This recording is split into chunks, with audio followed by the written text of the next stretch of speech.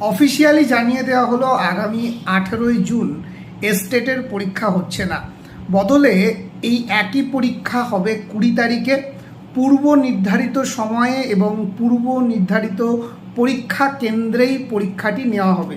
অর্থাৎ শুধুমাত্র ডেট বা দিনের পরিবর্তন হলো। তোমার যে কেন্দ্রে সিট পড়েছিল, যটার সময় তোমার পরীক্ষা ছিল, সেই একই সময়ে একই কেন্দ্রে পরীক্ষা হবে, কিন্তু পরীক্ষাটা হবে আগামী 20 তারিখ।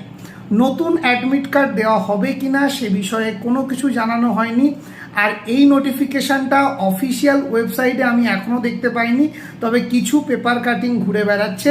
তবে প্রতিটি পরীক্ষার্থীর হোয়াটসঅ্যাপে কিন্তু অফিসিয়ালি মেসেজ চলে এসছে।